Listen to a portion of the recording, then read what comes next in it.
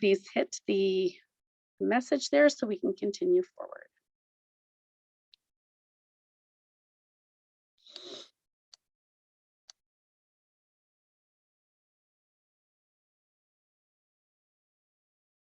Thank you. So before we get to our presentations today, I'd like to provide a little bit of a background on Age Friendly and our Alberta community of practice. Age Friendly is a global movement spearheaded by the World Health Organization.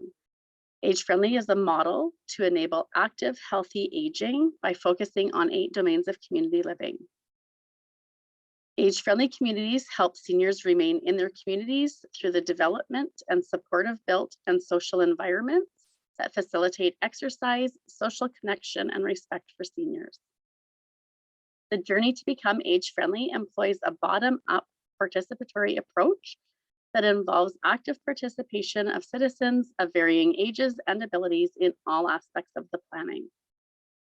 The cornerstone of age-friendly model is the development of a community plan which brings together traditional and non-traditional partners to identify community assets and strengths that facilitate social inclusion of seniors and the factors that hinder it. Each age-friendly plan is unique as it addresses the community's specific needs. Implementation can be achieved through small steps initiated by local community members, through major initiatives that require greater resources and contributions from a broader group of people, or the collaborative efforts of a range of groups.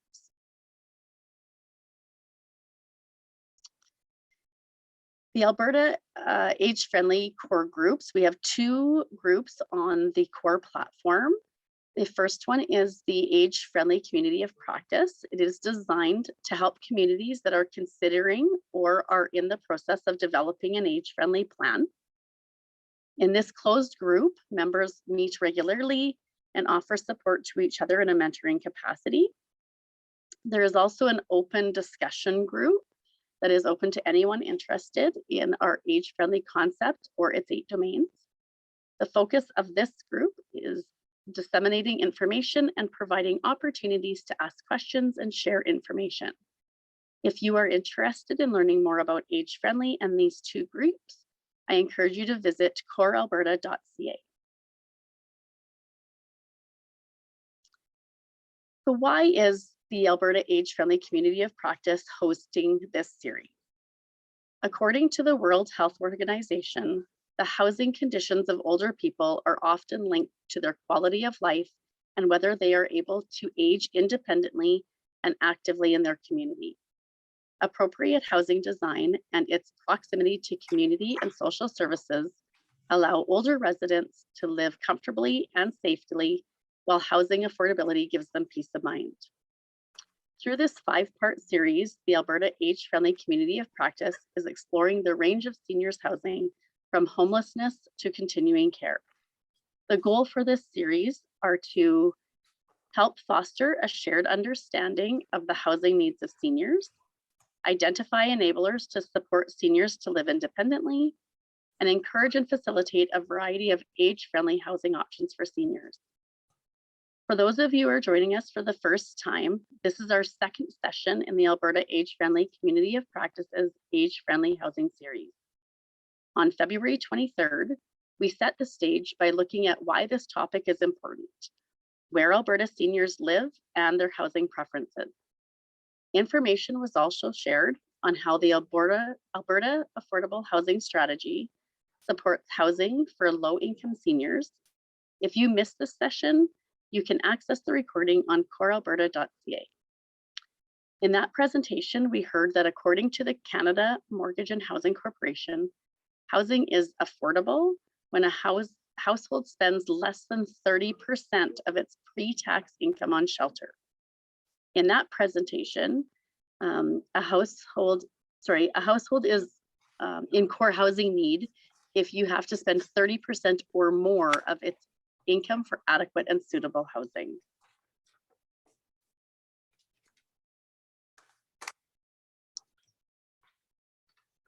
So the seniors population is multifaceted and with a diverse living arrangements and household needs. As individuals age, their needs and capabilities can change, and they may experience challenges in finding suitable housing to accommodate their changing needs and services. That is one of the main reasons why the Alberta Age-Friendly Community of Practice is exploring this topic and sharing information to support the housing needs of older Albertans. The population aged 65 years and older is expected to increase both in number and population. Most seniors want to remain in their homes for as long as possible. According to the 2016 Statistics Canada Census, the majority of Alberta seniors, approximately 90%, live in their private dwellings. Private dwellings can include movable dwellings at 3.1%, apartment buildings 15.8%, and houses at 71.9%. Approximately 86% of seniors in Alberta in private dwellings are homeowners, while only 1 in 7 is a renter. Close to 24% of Alberta seniors in private dwellings live alone. Seniors are less likely to move than the general population, and housing moves by seniors are characterized as either lifestyle, planned, or crisis, each of them which is typically underpinned by a number of either push factors such as death of a spouse, or pull factors, which is like a desire to be closer to children or grandchildren. According to the 2020-21 Alberta Seniors and Housing Annual Report, the Alberta Seniors Benefit was provided to more than 170,000 seniors with low income to better meet their basic needs and assist with their monthly expenses.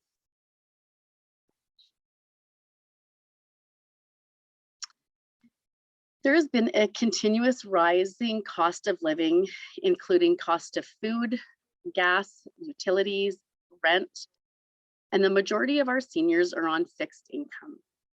During the pandemic, caregivers may have lost their jobs or have decreased their hours. Therefore, household income may have decreased while the cost of living has increased. So how does this impact housing for seniors? Seniors are needing to choose between paying bills, eating, or paying their rent or mortgage. Once people pay their rent or mortgage, they have very minimal left for other life expenses. As you can see by the chart, the inflation rates have gone up by approximately 5% during the pandemic. However, the rates for seniors has not increased. Seniors are needing an increase of affordable, creative housing options that allow them to remain in their homes longer.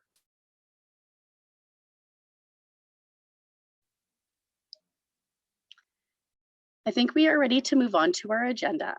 In this second session, our first presenters will provide a picture of what homelessness for seniors looks like and how their experience is different from non-seniors, and information on work being done to address homelessness among seniors.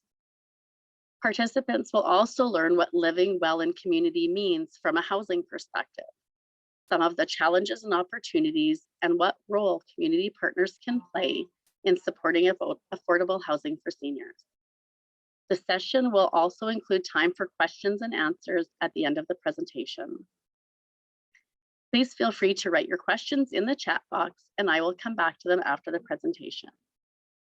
We are fortunate to have with us today to present Emma Wallace, Project Manager from the Rural Development Network, Linda Bernicki, Director from the Rural Development Network, and Irene Martin-Lindsay, Executive Director from Alberta Seniors and Housing Association. So I'm going to pass it along to Emma and Linda for their presentation. Thanks so much. Hi, everyone. It's nice to be here. We're thrilled that we're here to chat with you all today. My name is Emma Wallace, and my colleague Linda Bernicki is also spotlighted, so you can see her. And we're going to be kind of sharing the presentation here today. And we're here to chat with you a little bit about homelessness and housing instability and what that looks like and what that means for older adults or for seniors. So before we hop in, we always like to do another land acknowledgement, just recognizing where we are. So Carol, if you don't mind hopping the slide over, thank you. So as we start our time together, we want to acknowledge all of the Indigenous peoples on the lands that we are today. RDN, or Rural Development Network. Our physical office is on Treaty lands and is home to Métis Nation Region 4. We personally are also located in Edmonton on Treaty 6 lands. And we just invite all of you to take a moment to reflect upon the lands that you're located on.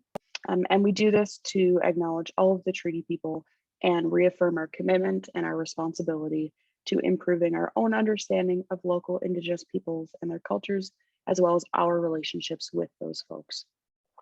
And so we really just like to kind of do a bit of that land acknowledgement, and for kind of personal growth and organizational growth, really reaffirm that every time we present in the community. So getting us started today, first, I think it's important. Why are we here? Why are we the ones that are talking about housing and homelessness? Why us? Who are we? So we're with the Rural Development Network. I'll be referring to us as RDN from now on, much less of a mouthful. And essentially, we are a nonprofit that offers community and social development services on a cost recovery basis. And our role is really to equip communities, specifically rural communities, with tools, information, and expertise needed to jumpstart projects that are identified as needs in your communities. And so we work alongside communities to support projects in many areas. So we focus on areas of, and maybe I'll just get Carol, if you don't mind skipping along to the next slide as well. We focus on health and wellness, on agriculture, on immigration, Indigenous relations, transportation, and then we're here today to talk to you about housing and homelessness. And that's a large part of our role as an organization, and specifically Linda and I's role as staff at RDN. We really work with lots of communities on housing issues and identifying or understanding what homelessness means in folks' communities. So kind of to set the context, I'm sure if you've been at past sessions, you've probably heard a definition or two about what it means, what homelessness or housing looks like. But we really like to start and kind of lay the foundation of this type of presentation with this definition of homelessness. So homelessness is the situation of an individual, family, or community without stable, safe, permanent, appropriate housing, or the immediate prospect, means, and ability of acquiring that. So homelessness can look like many different things. It can look like being unsheltered, so someone who doesn't have a roof over their head. They might be sleeping in public spaces and sleeping outside. It can also look like being emergency sheltered, so folks who are staying at community shelters, emergency weather shelters, domestic violence shelters, or it can look like being provisionally accommodated. And so that looks like folks who are staying in transitional or supportive housing. So there's really quite a spectrum to what we would consider being homeless.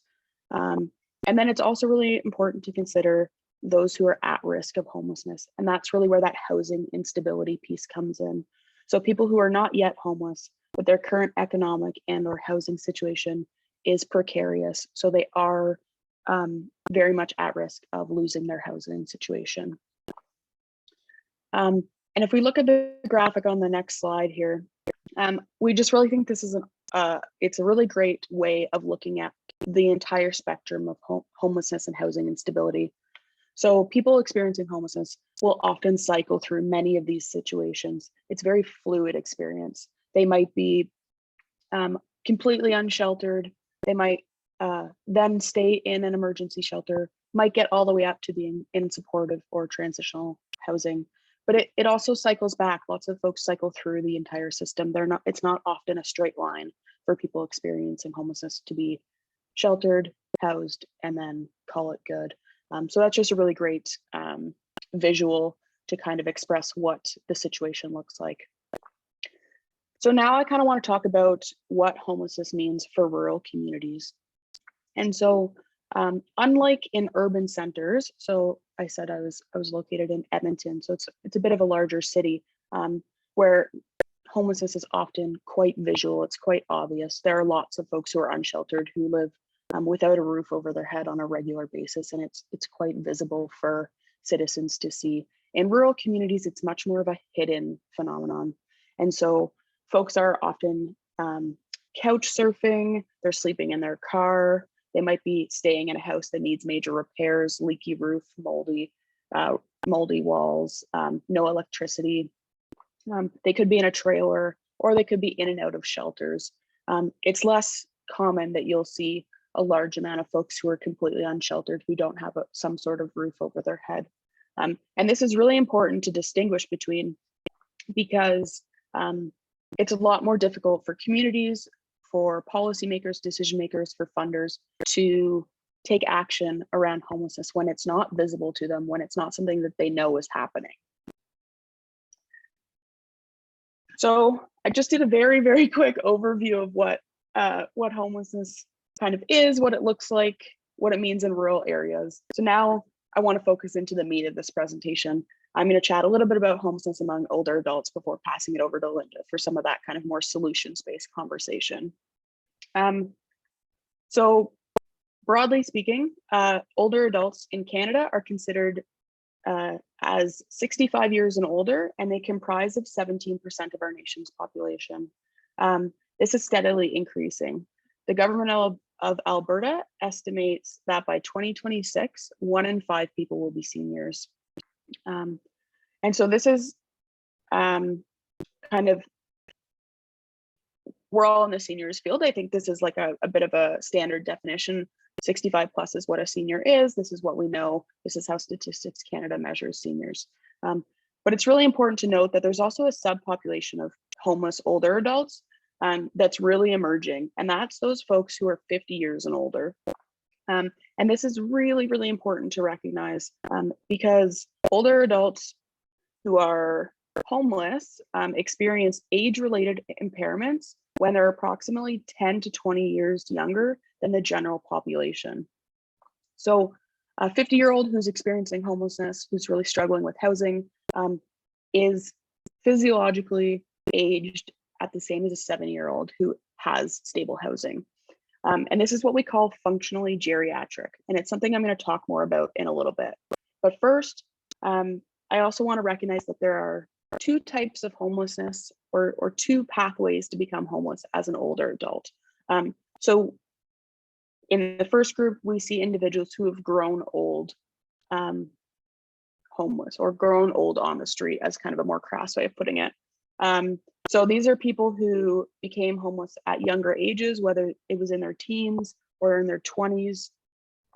And they age on the streets. They might have been in and out of emergency shelters, might have been in and out of supportive and transitional housing, but have really never had stable housing situations. And then there's the people, the older adults who become homeless for the first time when they are older. And this often happens due to eviction, a loss of a spouse, inability to afford housing with inflation rates, someone who experiences illness.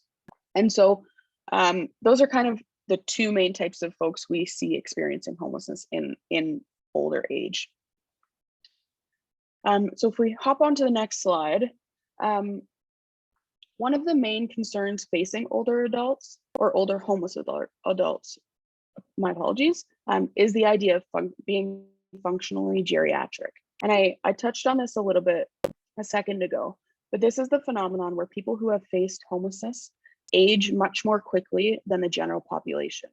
This means that they have often lost the ability or potential capacity to perform daily activities and tasks that can normally be expected of others at their age.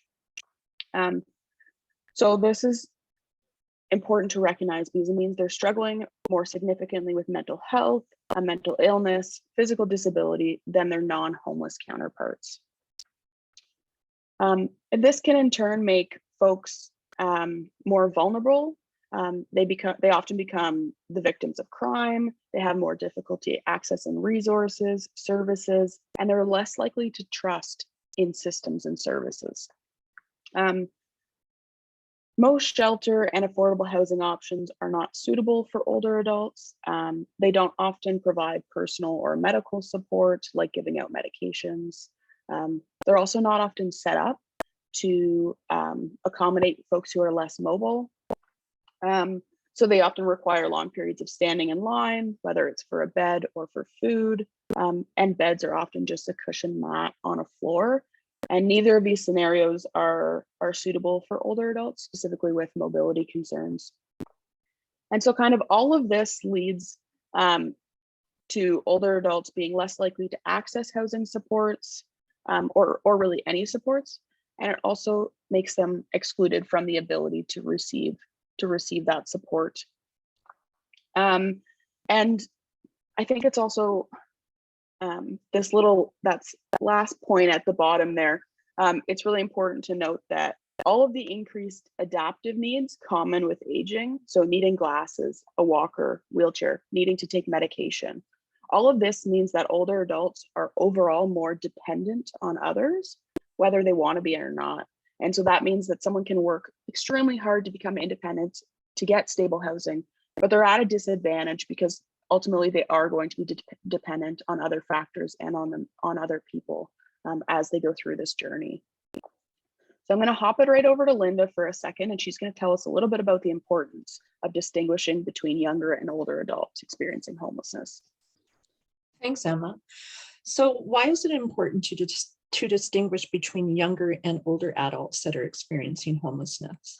Well, as noted previously, Emma touched upon how researchers tend to define homeless persons that are 50 years of age and older. And as also mentioned, this age group is considered to exhibit symptoms of mental and physical health characteristics of much older than non-homeless people. And Emma gave a great example of the 50-year-old person who is homeless and having housing insecurity is aging at the same pace as the 70-year-old who has stable housing and support systems around them. And often those 50 to 65 who are homeless have been cycling through homelessness and trying to figure out where they're going on their journey. Their health problems seem to increase, and unfortunately, they seem to suffer from more preventable diseases and early death than their peers that are stably housed. And this is why prevention is key to ending homelessness. And when we talk about prevention of homelessness, we talk about before people get there. And so that's why we thought it was really important to talk a little bit about the pre-senior ages of people. If we can put supports in place for those people that are between the ages of 50 and 64 that are homeless, then we can really start to prevent more older adults from becoming homeless. It's also really important to recognize, and as I'm sure most of you know and understand, financial supports change when you turn 65 versus when you were 64. And usually those people with no fixed addresses are cycling in and out of homelessness, not sure which door they're going to close at night, they fall through the cracks. And so generally speaking, the federal and provincial government try to connect with people to remind them that they're going to be turning 65. They need to fill out the pension forms and stuff. But what happens a lot of times is then I'm on age and I'm receiving income support and I'm receiving my income from the government. I turn 65, I don't receive that anymore. And I didn't know I needed to fill paperwork out. I didn't have any wraparound services or case management to be able to support me with that. And also the same goes with CPP, OAS, and ASB. When trying to find those services, some people aren't really sure where to find them and that they even qualify for it. And sometimes when we talk about the prevention of homelessness, and we're going to talk about this a little bit later, is that those between the ages of 50 and 64 don't necessarily qualify for support services. They're kind of in a weird age bracket. And there's some services, but most services considered for seniors, specifically in Alberta and most in Canada, is 65 and over. And so with that, Emma's going to talk a little bit more, and then we're going to go into some solutions after the next slide. Yeah, awesome. Thanks, Linda. So before we hop into kind of that best practice prevention solution type conversation, I really wanted to highlight the idea of statistics on older adults facing or experiencing homelessness. And I wanted to do that because despite the clear issue or the clear issues facing homeless older adults, there is a lack of meaningful and accurate data to reflect this issue. So in 2016, Statistics Canada based the number of homeless older adults on the number of people living in shelters who identified as 65 years and older. So this is obviously really important because it fails to incorporate first the number of folks who are unsheltered, provisionally sheltered, couch surfing, living in their cars, living in unstable housing. So those with, you know, in housing who might not have electricity or might need major repairs. So it's missing quite a large group of the community of folks who might be experiencing homelessness or housing instability. But it also misses all of those in that 50 to 65 year age range, which we know are equally affected by homelessness as their older adults or as folks who are 65 plus. And then I mentioned at the beginning of the presentation, homelessness among older adults has been increasing and is expected to continue increasing over the next 5 years. In Calgary drop-in centers, individuals over the age of 45 are the fastest growing population accessing their services, up 40% in the past 15 years. And then in Vancouver, 23% of the homeless population is over 55. So this is quite a prominent issue, and it's really interesting. When Linda and I were asked to do this presentation, we've done a lot of work with communities around homelessness and housing, but we realized that we also don't have a lot of that data on what homelessness looks like for seniors in some of the communities we've worked with. And so it's a bit of a flag for us, but also for all of us here today and for all the decision makers. You know, this is very much clearly an issue. And it's something that we haven't been tracking or haven't been identifying as well as we all should have been. So just kind of flagging that before we hop over to the more kind of solutions-based conversation. Yeah, so why don't I pop it over, I think, to Linda now to share that with us today. Yeah, thanks, Emma. So we're going to finish up our presentation, really talking about some solution focused best practices and some great examples of what some communities are doing and the uniqueness of it. And so, as you can see, as we move to the next slide, and you can just reflect upon the other quote there, is we're really talking about, so now what? How do we create solutions together? And how can we work together differently than we have in the past to really start to put some of these things in motion and really start to prevent and have the opportunity to allow everybody to have a door to close at night? Housing is a human right. And as housing as a human right, we need to do things differently to be able to adapt and make sure that everybody has a door to close at night. And as you can see on the next slide, when we're talking about responses and best practices, traditionally in Alberta, I noticed there was quite a few people logging on from across Canada, so that was exciting to see. And so this is specifically, I'm going to be talking about Alberta, so it might be a little bit different in your province, or the language might be a little bit different. But traditionally speaking, housing options for older adults have included independent living, supportive living, designated assisted living, and long-term care. But for those older adults that are homeless or at risk of becoming homeless, those options are a little bit different and they don't necessarily fit. And so as you can see on the slide, there's items on there such as emergency shelter and when we talk about transition housing for those that are homeless, that's different than we're talking about transitional housing for seniors that are waiting to get into a different level of care. And the same thing when we're talking about supported housing. Supported housing is a little bit different for those that are have been cycling in and out of homelessness versus a peer of theirs who has had housing security but needs that extra level of really needs that extra level of care. And so as you can see on the next slide, ensuring that people have a safe door to close at night can be very challenging and it looks a little bit confusing. And so it's even more so for seniors in communities outside the 7 major city centers. I saw somebody had asked a question in the chat with regards to if there's more services available for people in rural communities. Actually, there's less services available. And the reason why is that oftentimes there's no key service provider that has necessarily the capacity and or the training and support to respond to the growing number of older adults who are homeless.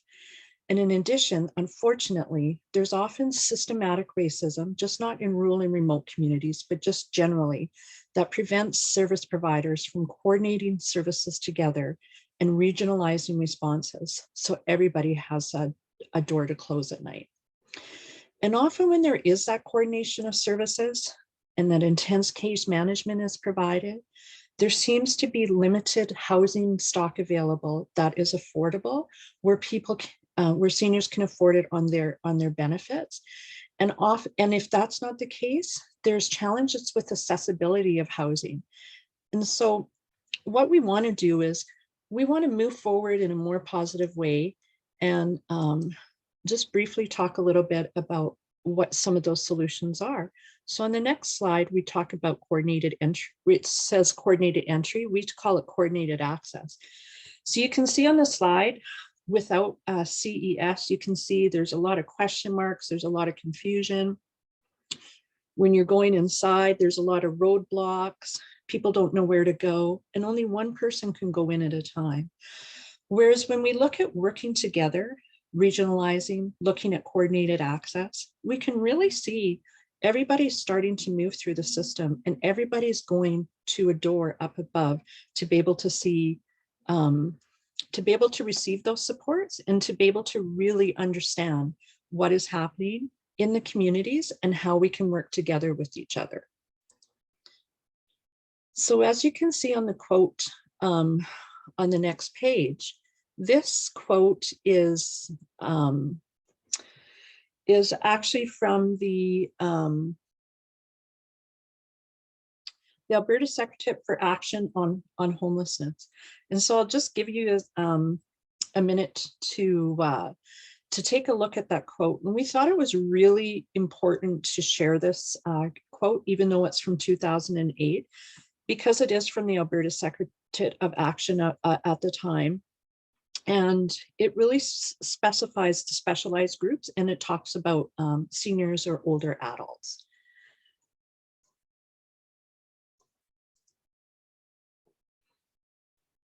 So as we move into the next slide, I'm going to be sharing a very creative and successful response. So this is at the in Warburg, Alberta, at the Cloverleaf Manor. And so the manor was having a difficult time filling beds with seniors that were looking for housing. And so George Spady, AHS, and the Leduc Housing Foundation and the manor partnered to house homeless people in a separate wing of the manor with wraparound services. You don't have to be a senior to access the services, but most of the people are 55 and plus. And right now they have 13 beds altogether where they can house people. 7 are occupied, and those 7 people have been there for 2 years or more. And clients are assessed through the AHS intensive supports team to really see if they qualify for this type of setting, because it is a unique type of setting. But they're really being creative and thinking outside the box of how they can house older people. And so we encourage you to think about any responses and best practices that you know of or can recommend, and share them in the chat. And so there are more responses and best practices, but you know what we want to do is we really want to learn from each other. And so as you're popping the information into the chat about what responses and best practices you're familiar with, we're going to move to the next slide. And we're going to talk about some of the Rural Development Network's responses and best practices. And so here are some examples of some of the ones that we wanted to highlight. So the Rural Development Network developed a national step-by-step guide to developing temporary emergency map programs that is available on our website for everybody to use. We are the federal government reaching home community entity in Alberta for rural, remote, and Indigenous communities. And in fact, quite a few of our projects do respond to seniors' homelessness. We're huge about the advocacy. We want to be supportive, and we want to be able to advocate how we can. And then our Sustainable Housing Initiative has developed an affordable housing guide. And of course, we have authored the step-by-step guide to estimating rural homelessness. And actually, Emma is the manager of that project, just not in Alberta, but across the country.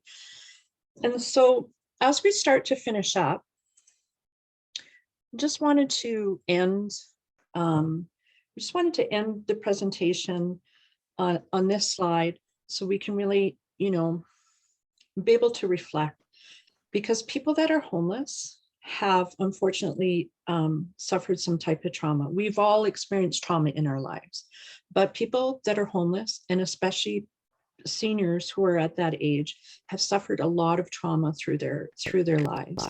And so it's just really important to remember of when we're developing the responses and we're working together, what the end solution is going to be and why we want to do that. So some would say, well, this gentleman on the slide has a door to close at night, but it's in his car. And that's the only door that he's had for a very long time. But because housing is a human right, we really want to start to be creative in developing solutions together and moving forward.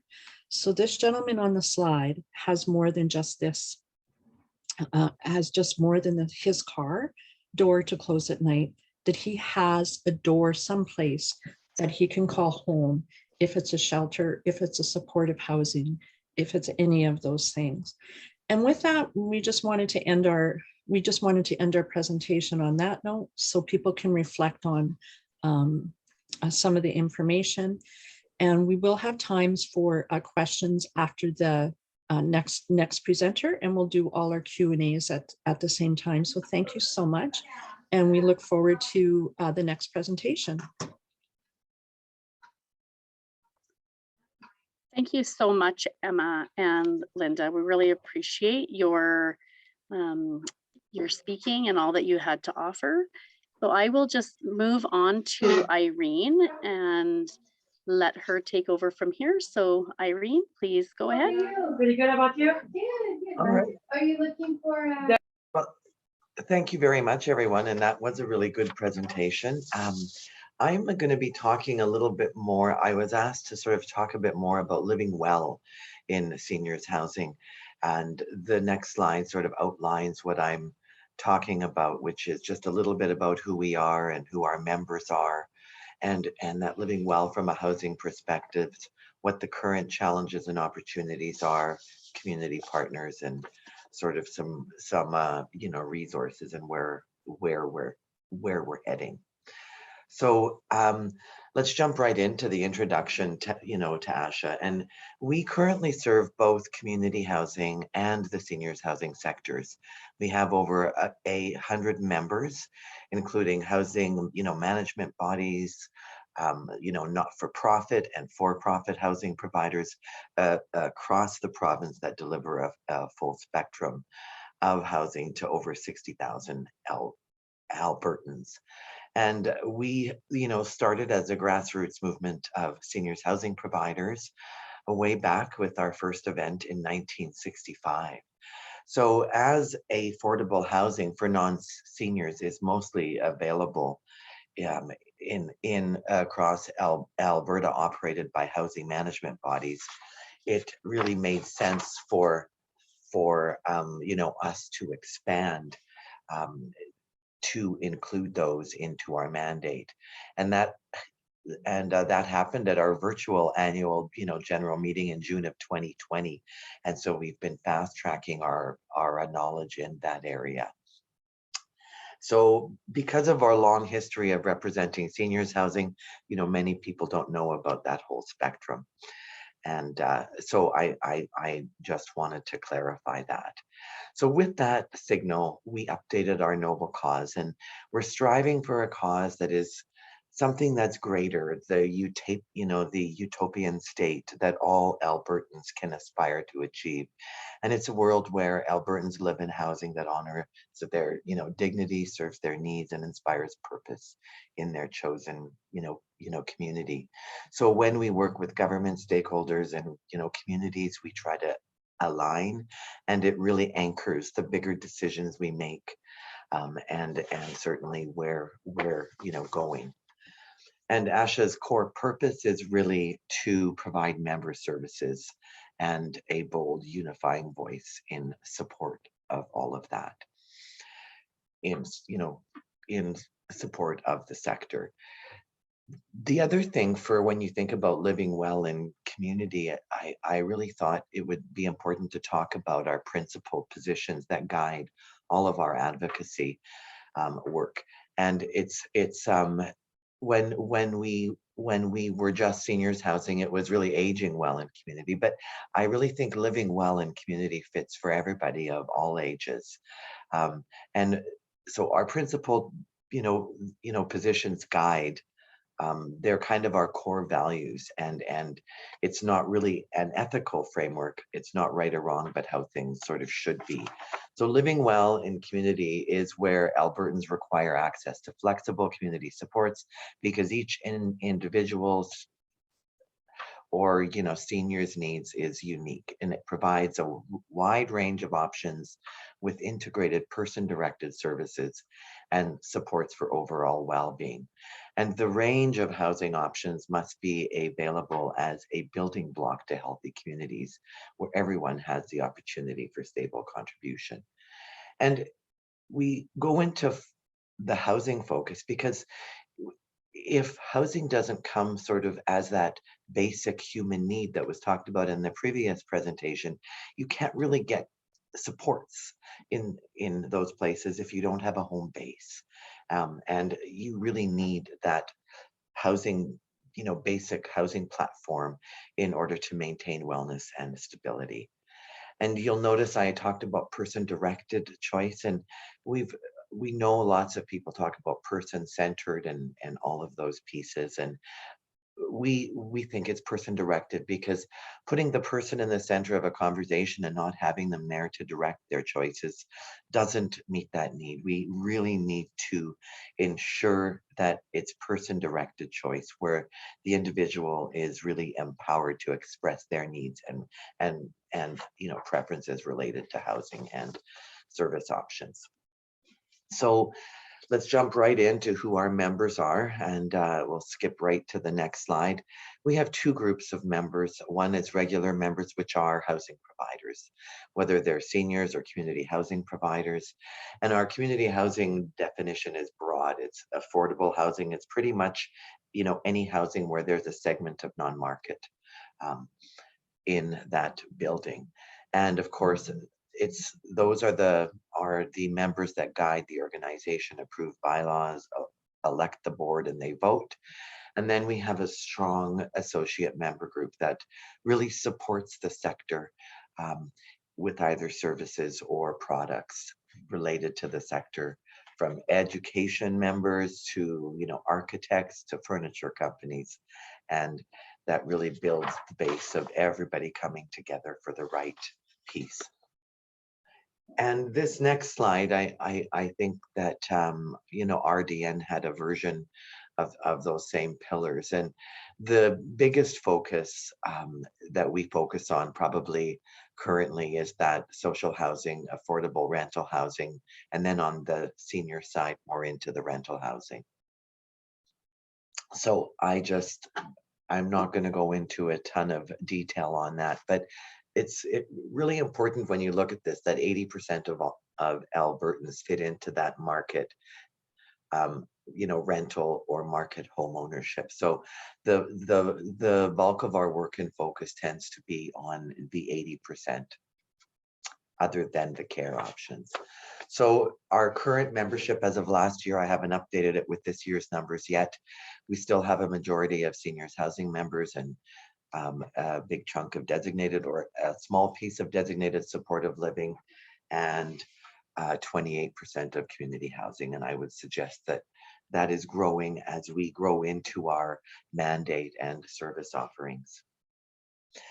And I would be remiss if I didn't talk about where seniors housing fits into the broader continuing care system, which is under review. I know there's lots of Alberta Health people here today. They can certainly correct me if I'm incorrect, but into the home living stream, really we call that seniors housing accommodation only. I'll talk about that, but there are senior self-contained spaces, about 14,300 that are 30% rent geared to income subsidized all over the province. And there's a range of affordable and, you know, market options, you know, life lease within that space as well. Then if you look at supportive living, which is really where there's service options, but health supports are usually either delivered they're usually delivered by home care, but there's meal or housekeeping or service options on the site. And there's about 21,000 of those, and half of those are also targeted to lower income folks. And for those of you that aren't aware, the Lodge Supportive Living Program targeting lower income seniors is unique to it's only in Alberta in this particular context, and it's been the envy of many other provinces. And the designated supportive living piece is there's currently almost 12,000 spaces plus a number of private pay spaces, which we also represent, but we don't cover the long-term care piece. That helps. And really quickly, just navigating all the housing options has been a challenge for Albertans, for providers, for anybody who is wayfinding, that we've done a significant amount of work, and I'll share the reports at the end, where we've created navigational categories, and our housing directory will be shifting to use these navigational categories as well. So seniors housing accommodation only. There's no on-site services provided by the housing provider. They can bring in Meals on Wheels or home care or whatever support, but they're not delivered by the housing provider. Seniors housing with service options, it's really licensed supportive living. But they don't deliver health supports on site by the housing provider. And that is covered in the third option, which is seniors housing with service options and health supports. And all designated supportive living, private pay, or long-term care would fit into that category. All right, so let's get into the meat of things. I mean, what does it really mean when you think about living well in community from a housing perspective for seniors? And what we've heard, I kind of captured some high-level bullets on the next slide. The most important pieces are that safety and security, and that their accommodation is within 30% of their income, which is that basic affordability measure that's in place from CMHC. And certainly, I know there was references to mold and older buildings in the other slide. You know, living well in community requires a well-maintained building and suitable space. So, you know, if you need a one-bedroom, you're not living in a 400 square foot bachelor unit, so that it's suitable for that individual. There's also a real need to have a responsive landlord, um, to address any problems with the building or to work with them in terms of financial support, um, because it's the quality housing that really provides a comfortable space in which to relax and have that sense of status that you need, or that we think the older population deserves. Um, and then, of course, the other piece is location, location, location. A lot of people don't have vehicles or transportation. Being able to be close to amenities and have good neighborhoods, where you can have supportive social community networks. It's been found to reduce stress and increase the opportunity for socialization, for wellness, and of course, which leads to better health outcomes at the end of the day. When I was preparing for this presentation, I found this next diagram, and I thought it was a really great one, because the basic human need for a home that provides more than simply shelter from the elements, it really underpins the need to understand the relationship between housing, health, and well-being in ways that go beyond the obvious problems of the damp and the cold. This a analysis by BMC Public Health really provides some additional theoretical understanding of at least 3 potential causal pathways through which housing may affect health and well-being. So firstly, it's the positive tenant experience, shaped at least in part by relationships with the housing provider, it's strongly correlated with health and well-being for all tenants, regardless of demographic characteristics or background. Secondly, the aspects of tenant experience of housing quality, in addition to basics of weatherproofing, seem to be important for some tenants in ways that are likely to be influenced by previous housing experience and current expectation. And thirdly, the elements of neighborhood quality and social support in the local area may have an impact on health and well-being. Although with considerable variation between different groups of tenants, it may also be the case that affordability has an effect on health and well-being. But it seemed to be pretty marginal for this study, but I thought it really highlighted it well. This is an open access peer study. If anybody Googles it, they'd be able to find it. So let's jump into the challenges and the opportunities. And I think some of them have already been mentioned as it relates to homelessness, but we know that if you look at the overall challenges, supply of affordable housing is insufficient. And I've got those kind of highlighted on the next slide. Our members struggle with appropriate operating and maintenance funding. A lot of maintenance gets deferred and doesn't get done in a timely manner when it's needed, and that includes government-owned buildings. It's been a challenge to have consistent, ready access to capital. Grants are hit and miss, sometimes from the feds, sometimes from the province. And then there's some restrictions that you can't meet, like the Rapid Housing Initiative. You got to be built and ready to open the door for tenants within a year. There's a lot of challenges with good access to capital. The other challenge is having land that is within the budget and close to communities. A lot of times the land that a municipality might want to provide is way in the outskirts, not close to any of the supports. So those are really a huge challenge. And the other challenge is that there's not that many wellness and prevention supports. We're still very much a medical clinical model where unless you're really sick, it's really hard to get the supports you need from a wellness perspective and from a mental health perspective. Transportation isn't on here, but I'm adding that to the list of challenges. And the whole issue of sometimes the stigma of moving into seniors housing, even if it's independent living or supportive living, the public perception of the fears versus the reality once you get there is also a challenge that I didn't highlight on this slide. Jumping into, and there are certainly more challenges, but those are the big ones. So the opportunities, there is tremendous opportunity, we believe, for affordable housing, for seniors housing. And I do think it's really interesting that we've talked about the 50 and 55 plus group, because that is a huge gap that has been identified within the affordable housing system as well. A lot of the senior self-contained program, your first criteria is 65 plus, and unless you have vacancies and then you can serve the next age category, I think we need to really consider that. So there is an opportunity for that.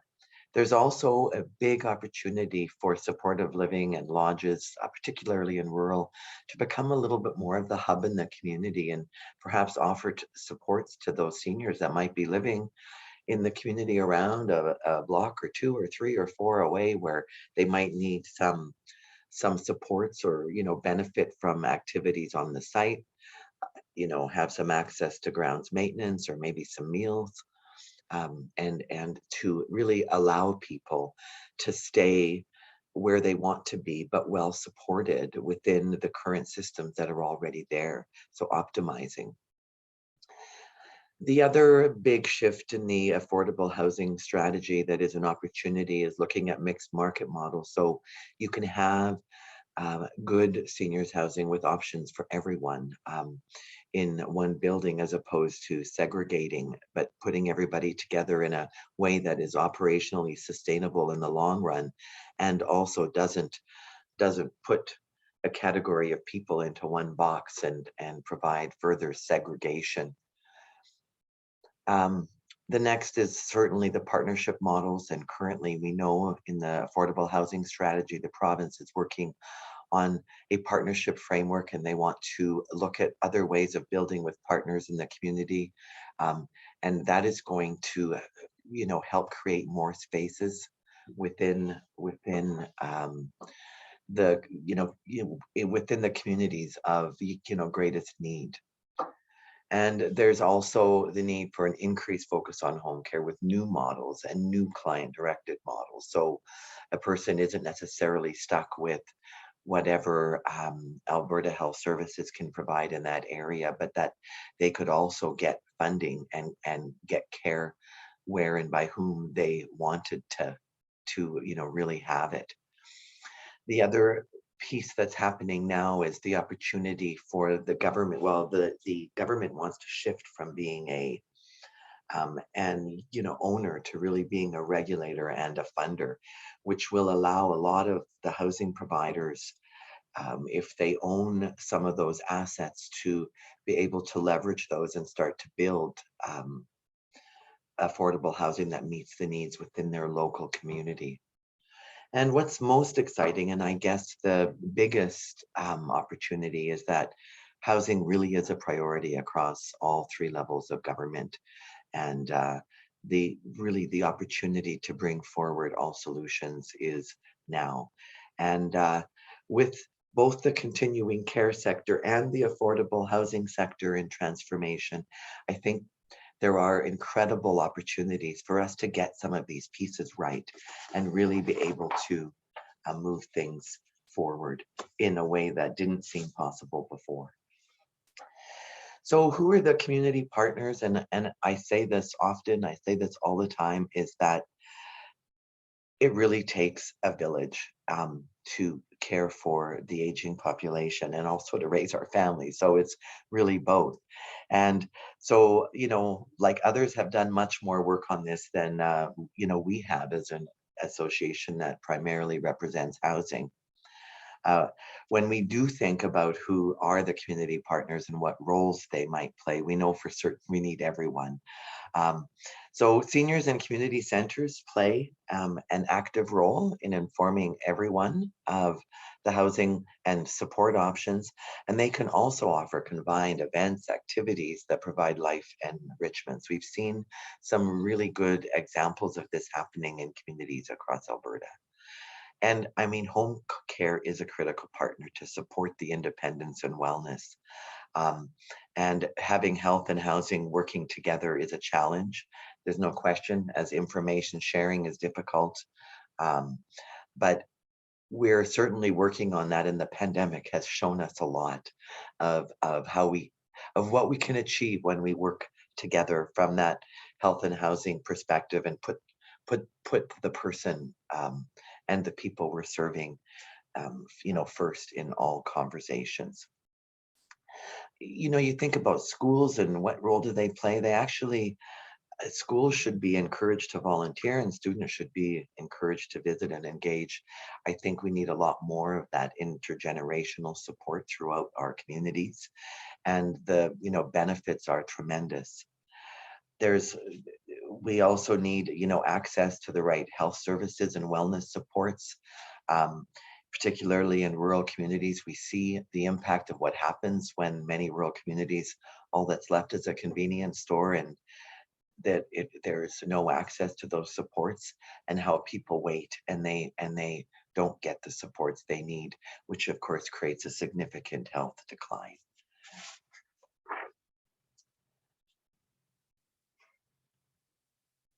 And family and friends all really play a vital role in housing, from social interaction to volunteering with other program support, and that's in all seniors housing settings. I think it the housing providers can do a certain amount, but we still certainly need friends and family to participate. And there's lots of groups tackling the transportation issue. It's not just a rural issue, it's an urban issue as well. And it very much depends on the mobility and the amount of transportation that an individual requires. If there's a lot of appointments that are required, it becomes cost prohibitive, time prohibitive, and a big challenge. And so that's where you see some of the migration to the larger centers. So we really need to get better at making sure that the communities have the supports they need. And volunteers, certainly, we can't say enough about the great benefit. I've got the stats somewhere, but volunteers contribute thousands to the thousands of hours to supporting to the life enrichment of the seniors in the various housing options. And the other piece that helps people supported if they're living in their own home is really having affordable help that fits within their budget on all those grounds maintenance and repairs and all those pieces that make it hard for them to stay in their own space. So I've just got a couple of slides left. I really just, when I always think about the Maslow's hierarchy of needs and about the roles we need community partners to consider, it's really, so our members provide the shelter that is your base need with air, water, food, sleep, clothing, reproduction. So you can see that any one of all of these services need to be the wraparound supports in the community to really support a person to live well in their community of choice. So last, I'm just going to share a little bit about how you might be able to refer back to some of the pieces in ASHA's work. On our website, which is asha.com, we have a online seniors housing directory. Actually, we're upgrading it a little bit and adding some new features and tying it to the navigational categories. There's 2 reports. To create those navigational categories, we talked to more than 2,000 Albertans and have done a significant amount of work, so you could take a read of those. We have some advocacy messages for anybody who wants to join in our advocacy for better seniors and community housing for Albertans, information about our networking events with the sector, and we have significant educational opportunities. So we're hoping we can all unite together for positive changes and for better options for Albertans. So we look forward to any of the questions you might have for the presenters, and we welcome anybody to reach out and contact us. Thank you. Well, thank you so much, Emma, Linda, and Irene. I wanted to say I really appreciated how you all spoke about having a focus and a goal of prevention versus reaction and how important that is. And also how you all spoke about the importance of wraparound services. I really appreciate coming from a wraparound perspective. And so it was nice to hear all three of you speak about that. So it's now time to move on to our Q&A portion of today's session. So if you have any questions, please feel free to add them in the chat, or if you prefer, feel free to post your virtual hand and we will call on you. I did have one follow-up question. Linda, you did touch base earlier around Natalie's question. And she just asked, can you elaborate on the impact of systemic racism on coordinating services?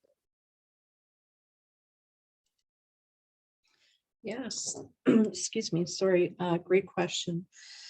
So as I'm sure everybody is aware, racism exists and it exists across the board. And there is a lot of systematic racism on different levels of where people are on their journey in life and where people are on their professional journey. And what we've been finding across the country, just not in Alberta, but across the country, there still is this attitude in certain systems of working with certain populations. And our experience has been a lot in working with Indigenous peoples and First Nation communities, is that there's still that misunderstanding of people are people and housing is a human right. It doesn't matter if you're from a First Nation community or if you're from the town down the road, or if you're from Ontario, or if you're from BC, right? We're all inclusive and we are all people. And unfortunately, we saw, as everybody knows, a huge spike in racism throughout the pandemic.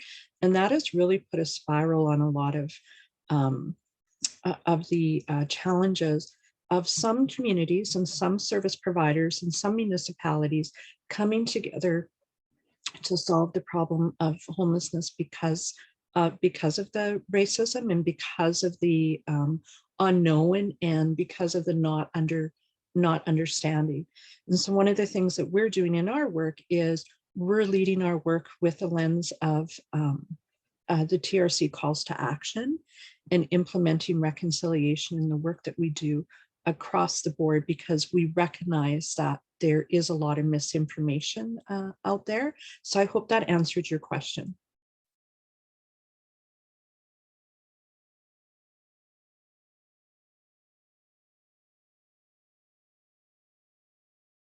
Sorry, where can a community start if they want to know if homelessness for older adults is an issue for them or if they want to address it? Either one, anybody can take that on. Go ahead, Em.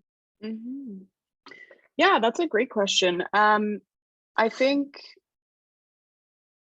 so, I mean, maybe I'll just plug us a little bit here. So we've created a guide to estimating rural homelessness. It can be used in rural or urban centers, and it's a step-by-step guide. It's free for download on our website, and it walks you through how to get a picture of what people's housing situation looks like in your community. And it walks you through, how do you recruit participating agencies? How, we provide a survey of what we are actually asking residents to fill out, how you do that analysis process and whatnot. And that's, if you're a community with lots of resources on your own, you can walk through that guide yourself. If you feel like you want support to walk alongside as you go through that process, we are available to do that kind of support. But that's like one kind of starting point. That the first step is really to understand what homelessness or what the issue looks like in your community. And so getting a sense of who's experiencing homelessness, who's maybe on the brink is what we would call housing unstable, who's at risk of becoming homelessness, and getting a large picture of what that looks like in your community is the first step. In that, if the focus is how do we identify if seniors are experiencing homelessness, customizing some of the questions that you're asking your community members or your residents in a survey that you want to fill out, by asking them what their age is, or if they consider themselves a senior, whatnot, is another way to do that. And then when you would go through all that information that you've gathered, you can pull out what percentage of the population is a senior and what percentage of the population who's experiencing homelessness or who is housing unstable is seniors as well. And that's just a really great way to first get a picture of what it looks like in your community, what the issue looks like, if there is an issue.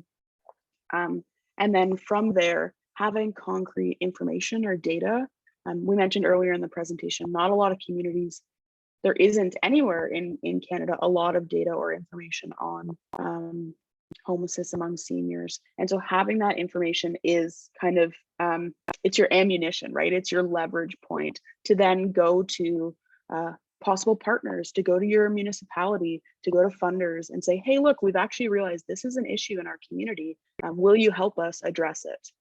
And that's where I would say your starting point is finding out what the numbers look like, really what the issue is in your community, and then using that to your advantage, and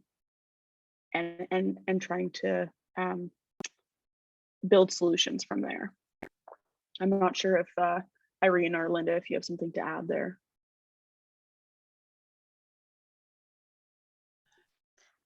Thanks, Emma. Sorry, did you want to go ahead, Irene? The only piece I would add is I was both at the Alberta Municipalities Conference and the Rural Municipalities of Alberta Conference in the fall, and I have never had so many rural communities come to me and say, we have a big issue of homelessness, and it's not just younger folks, it's older folks. So I've never heard it talked about as much as I have in the last year. Which I think is great because that brings it to the forefront of discussions that we need to have, and they're hard discussions, but they need to be had. So thank you, Emma, for your response. So how can local services, community members, or volunteers connect to support their local seniors and housing?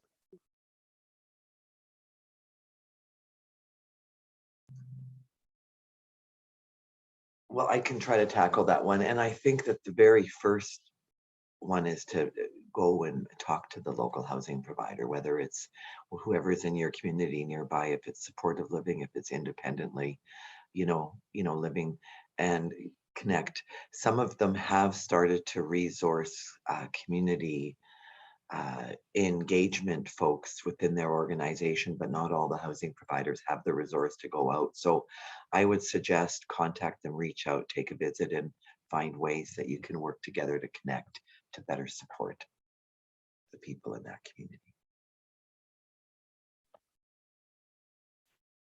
Emma or Linda, have anything else to add to that?